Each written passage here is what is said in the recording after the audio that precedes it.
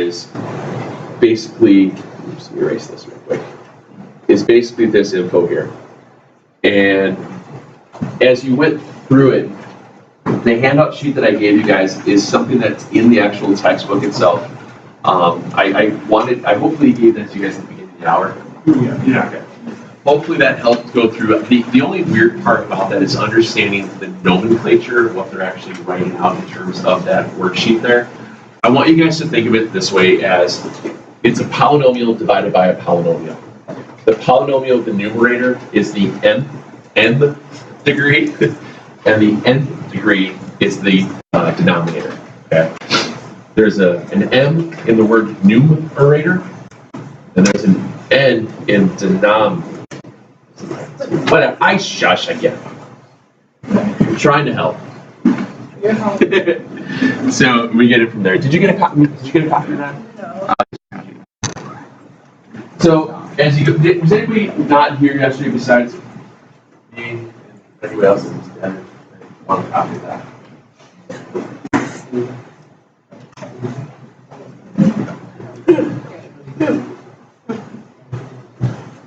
Let's see. So we had to go through here, and it's just kind of basic cuts through some of the scenarios. So let's take a look then.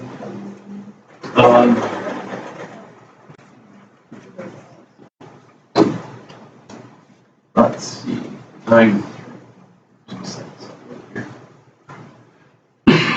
Excuse me. Let's just walk through one of them together.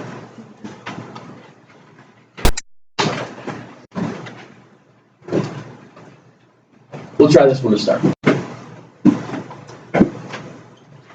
And when you start to go through these things, I want you guys to start thinking of sequential steps. Zeros of numerator, zeros of denominator, who has the biggest degree? Those are the kind of things you want to start going through right off the bat. As you get your zeros, you write them down. Get your zeros in the numerator, get your zeros in the denominator, and then from there you'll be able to start to write down on the graph where your asymptotes are, things of that nature. Okay? So I know for this first one, the zeros of my numerator, so my my x-intercepts will be at plus or minus 2. X squared minus 4 gives me x plus 2x minus 2, so it's plus or minus 2. Okay. The zero of my denominator, so my vertical asymptote, is going to be at x equals -1. And now who has the bigger degree, the top or the bottom? The top. Since the top has the larger degree, we know that there is no horizontal asymptote. So there's no horizontal. But what's the degree of the numerator? Numerator. 2. What's the degree of the denominator? What's the difference between 2 and 1? So it means what happens? We'll have a slant asymptote. This one has a slant asymptote. So this is why we go ahead and do the long division. Yep. So as we do our long division here, we know we had was x squared plus 0x minus 4. It was x plus 1. So now what do I multiply x by to turn into x squared? X. Multiply through, subtract, and I get negative 1x minus 4, which means what do I multiply x by to turn into negative 1? Negative 1. And I can stop there. Okay? The reason I can stop there is because, remember, all I'm looking to do is get the linear term of the slope-intercept form. All right, so this tells me my slant asymptote will be at y equals x minus 1. Does that make sense? I could continue and go through and finish out if I want to, but I don't need to. I tried to make that a point when I did the video the other day, as pseudo-delirious as I was. I guess closed captioning actually works. Somewhat. So some will work it through, some will do.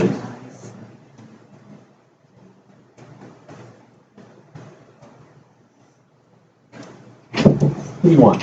Solo. Don't tell me solo. Where are you supposed to be? So I'm supposed to be the first out, but I'm not gonna go. Why? This is the reason why I'm not gonna go. This is gonna take long.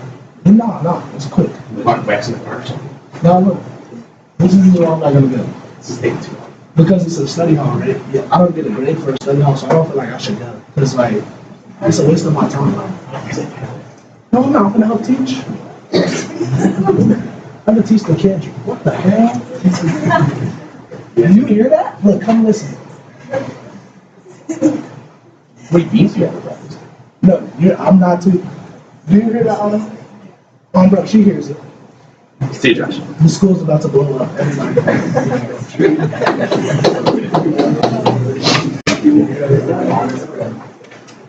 Josh is a trip.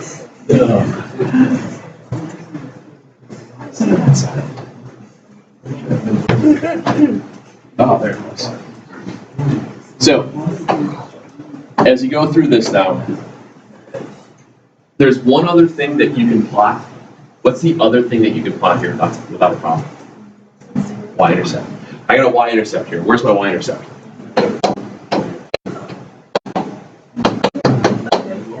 Okay. That's really a lot of times with some of these things, the last little bit you can get is going to be a y-intercept. Sometimes it works, sometimes it doesn't, sometimes it's 0. It just depends on what you have. So from the information that I have x-intercepts at plus or minus 2. I have a vertical asymptote at x equals -1. I have a y-intercept at -4. And I have a slant asymptote at y equals x minus 2. When your y-intercept is when x equals 0. So if I throw 0 into here, I get -4 over 1. And then slant asymptote then was at -1.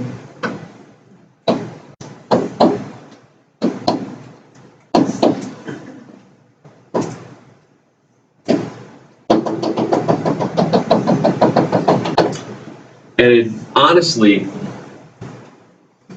aside from, you can pick some extra points here, but if you notice how I've got the, what do you call it?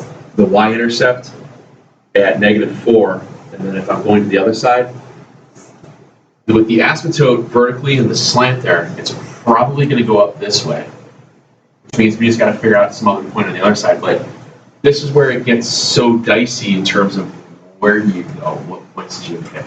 I mean, if I pick -3, what's -3 squared? 9. What's 9 minus 4? 5. So if I use -3, I'm at 5. And then what's -3 plus 1? -2. So 5 halves, -5 halves is what? 2.5? So, but negative. So it's about here. So you see how it's bowing that way? So really, in essence, the best guess that we can get without using calculator is that it's probably doing this and that.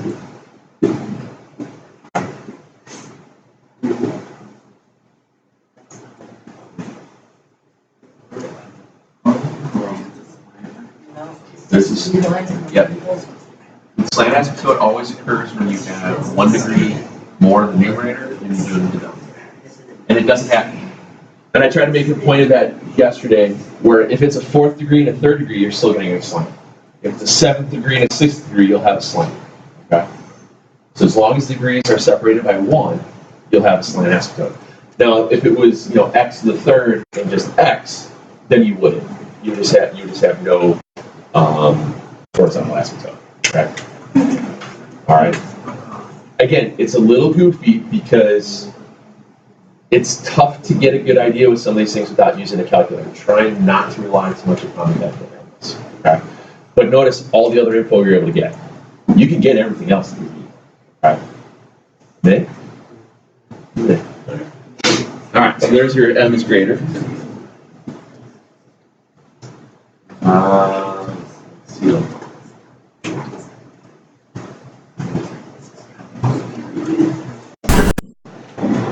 Try this one. Excuse me. Oop. That's just an X in the numerator.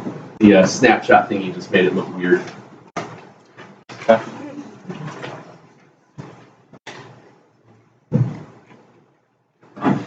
So again, we go through the whole process of just labeling stuff out. The more you label stuff out, the more you just write down what you're working with, the easier the problems become. I know that my x-intercept always occurs at 0 of the numerator. Where's the 0 of the numerator? 0. 0, good. So your x-intercept is at 0. Vertical asymptotes are always at the zeros of the denominator. In this case, where are the zeros of the denominator? Plus or minus 4, good. So they're at x equals plus or minus 4. Now I check my degrees. My degree of my numerator is less than my degree of the denominator. That means my horizontal asymptote is going to be at 0.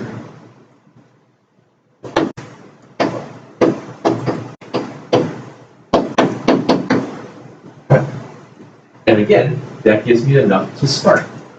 All right? So go to start, bless you. Here.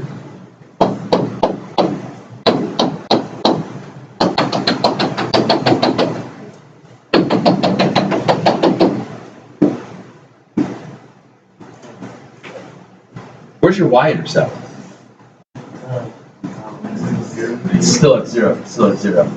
Remember, your y-intercept is when x equals 0. So if x equals 0, you get 0 over negative 16, which is still 0. Okay. So your x and your y-intercept are both at 0 in this case. Here, it would have to be the idea where, see how we got two asymptotes? We'd have to pick points in between the two asymptotes and on either side of the two asymptotes. This is the one. This is the style again where it gets to be really labor intensive as far as how it goes. But if I gave you a calculator, couldn't you just substitute in values and press buttons? And that's okay. Yes, ma'am. Why would I do the slant? This one doesn't have a slant because the degree of the numerator is less than the denominator. Slant only occurs when the numerator degree is one more than the denominator. Okay, that'll only happen. Right? Well, I forgot to put in my horizontal asymptote.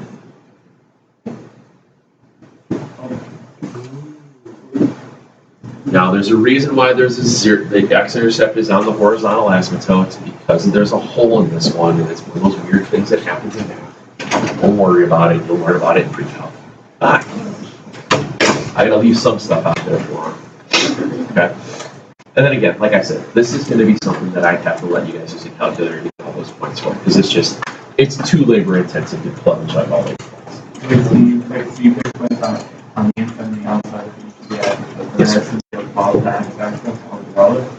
It can't be on that. Your values will be. So honestly, if you go to, if you were using your, oops.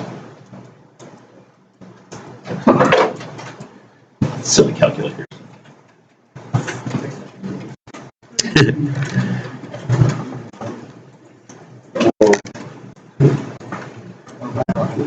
Come on.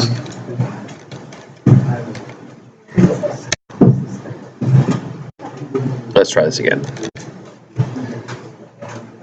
Yeah.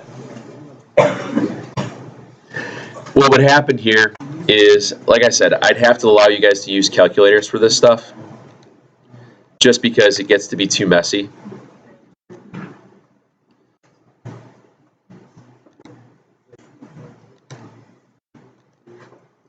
So what we'd have an alpha y equals 1, what was it, x over x squared minus 4? 16, thank you. So I'd have to allow you guys to be able to do stuff. Or even if you use the dummy calculator. So even if you use the dummy calculator or something like this, you can still get those points without too much of a hassle. It's just a pain. Okay. Asymptote.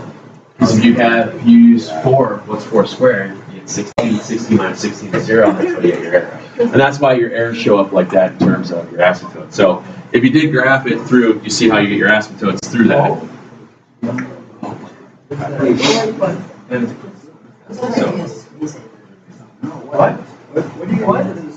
What? Why not? Anyway. Again, could you tell me where everything occurs? That's the idea. I hope. Let's see. Then we did that one. That one. So let's do an m equals. So we'll do this one here. Last but not least, for the 3 styles, this was the one. Oops. Now, when we were doing this kind of style in 9.2, we had linear divided by linear. And I kept reminding you guys, what's the degree of the numerator, what's the degree of the denominator, and I always kept saying, they're the same degree, which means your horizontal asymptote was leading term coefficients. That's the same premise for this, because the degrees are the same. Okay, so this is very, very similar to what we did, where we had, I think it was AX plus B over CX plus D. It follows the exact same pattern, it just so happens to have a square term. Okay, it goes the same way. So again, we start the list like we always do. What's your x-intercept? Our x-intercept here is at 0. Our vertical asymptotes are at x equals what? Plus or minus 1. Very good.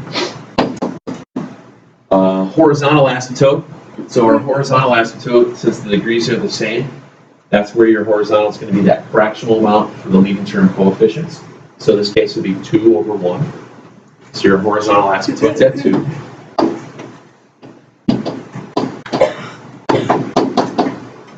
And then from there, I guess it's nothing else we have to worry about. Zeros in denominator, we got that. Good. So we go to plot.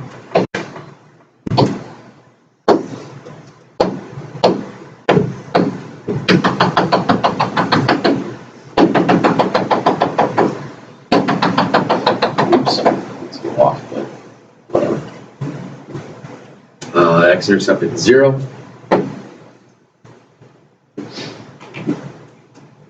Again, this gets to the idea where it's a little bit tough to figure out where things are going without the use of the calculator. Because in between the asymptotes, it's just fractions now. And that's just a pain to work with squares. So you'd have to be able to use, I'd have to let you guys use a calculator, whether it's probably be a dummy calculator, because at least there you can use the fraction bar and go from that, and go off of that, and just substitute in some values to get what the curve itself is doing. Okay. And it's not too bad once you off that. Sarah, you're typing in it? What does it look like? Oh, sorry, I thought you already had it typed in. Sorry, excuse me.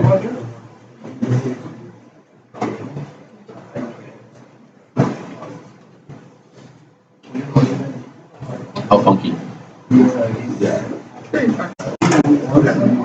Yeah, this one, if I'm from what it looks like from Sarah, it's doing something like this, and then diving up this way, and doing that. And if you had a bunch of ordered pairs, you would notice that as well. That one, I want to say it looks like a face, like a frowning face. Yeah. Like the first two are like 2 eyes, and then like one in the middle is like. Oh no, I'm just trying to make a game out of it. Yes, it looks like screw. I can see that. Yeah. Okay.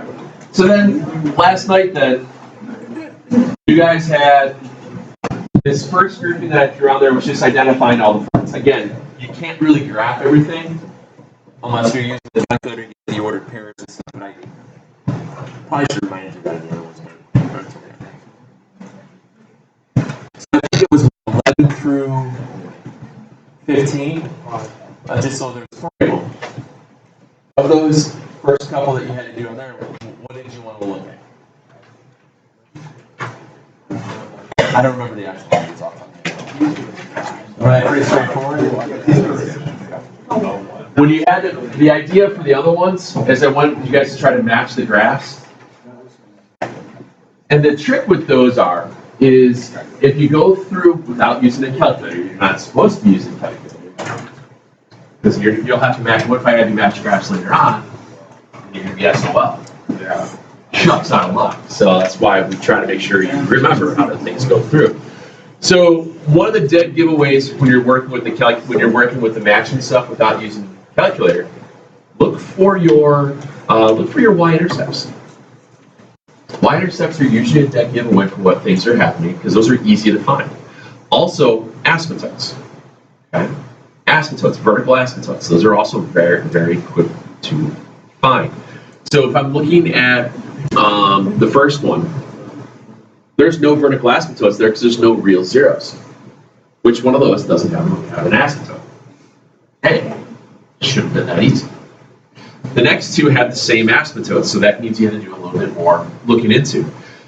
But if you look at it, the difference between 21 and 22 is in number 22, what's the degree of the numerator? 3, what's the degree of the denominator?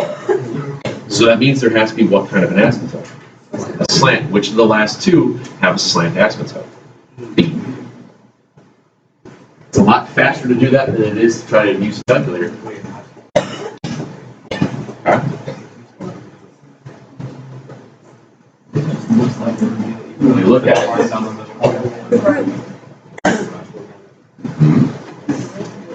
same thing here.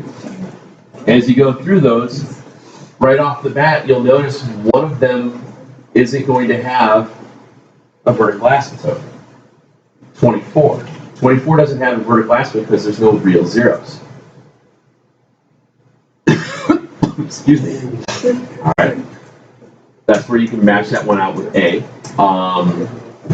When you go between the other two, between these two, what's your y-intercept? That's going to be 3 over negative 27. Y-intercept over here would have to be 0. Well, I went through 0, and I went through a negative number. Just the idea of identifying where things are going to go means you have a lot less work on it. Okay. And then the last little bit, I know some of these were also kind of weird. Yes, ma'am? 37, sure.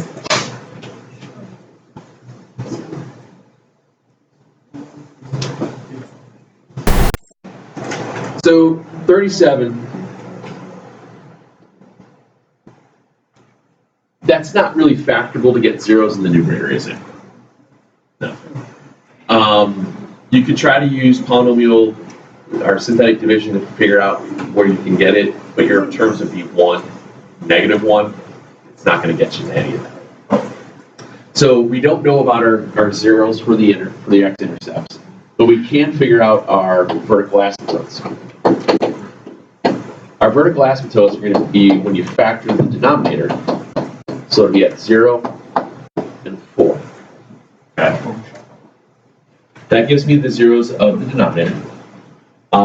This one has a slant asymptote because it has the degree difference of 1. So we got to figure that out. Because there's no horizontal. So if I do long division here, x cubed plus 5x squared plus 0x minus 1. And again, I have to put a placeholder in. You got to make sure you put a placeholder in, even for the constant, for the trinomial. Otherwise, you can get mixed up there. And go from there. So if I can do this, I'll get into x cubed minus 4x squared plus 0x. Subtract. Gives me 9x squared and 0x. And all that's left then is to multiply it by 9. And that'll give me my slant asymptote.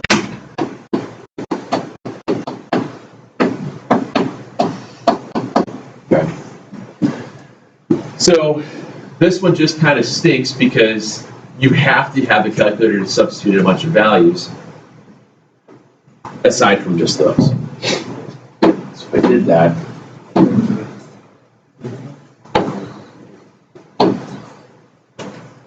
at 0,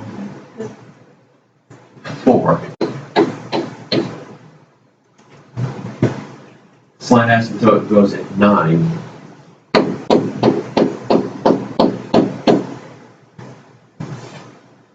Something like that. That's just gross. You have to have a calculator to substitute values in for that one. Right. I wouldn't make you do that one by hand, sorry. Promise. I can ask you all those parts. But I would also, if I'm going to give you a cubic thing up there, I would also probably get you something that's factorable so that we can get your 2 zeros. Okay? That way it's a little bit cleaner to go through. All right? What else would that look at? It's not so bad.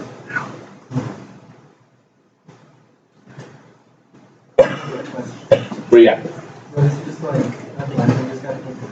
So now that you said that, like, you can factor out upon the rules that go by, like, let's say 4 and 2 and then, like, a 0 to the.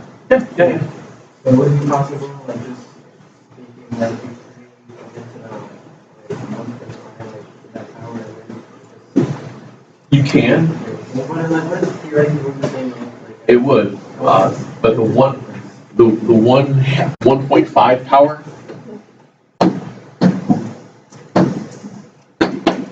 Oops. 1.5, that's the same thing as 3 halves, right? Yeah. Okay.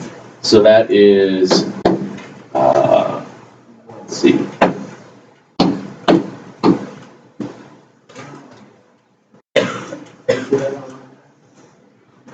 That's what that means.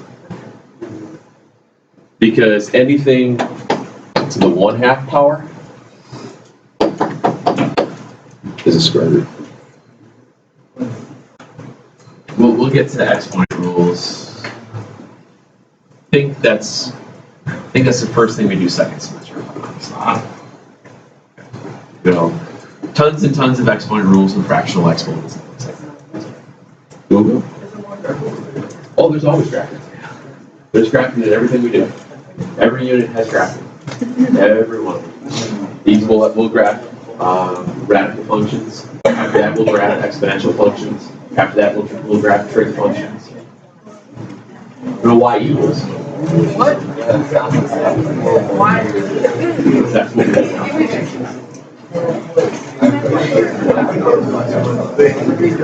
Let's see. So, what did I give you in this group here? Was it 27 through 37? Okay. What I want you guys to do this evening is do the same basic stuff here. Let's do the, give me all of, let's see, I think these should be okay.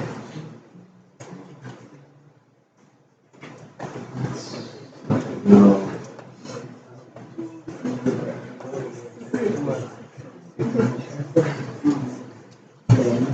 Yeah. Give me 26 through 36, the evens here. Go ahead and list all parts and start the graphs like they would look with asymptotes and zeros and things like that. If the graphs themselves, obviously like in 37 we just looked at, you have to use a calculator to get to some of those ordered pairs to plot some stuff through. If you wind up having to do that, that's fine, okay?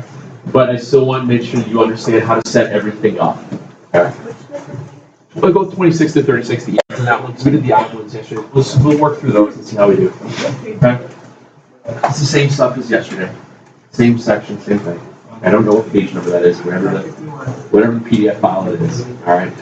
I have not transferred this PDF, I think, into the calendar for today, but you can always go from yesterday. You can just use yesterday as the same thing, so. But I'll put it back on today so we don't get mixed up. Then put the comments on there. And hopefully it'll be all right. Tomorrow, oh, excuse me. I get started on it now. You got a good 10, 12 minute head start on it. Tomorrow we'll revisit any last minute of the graph stuff so that we can get some, like I said, Friday I won't be around, I gotta go to a funeral. So I'll leave you guys with some of the algebra stuff to go through. We will be done with all this next Tuesday.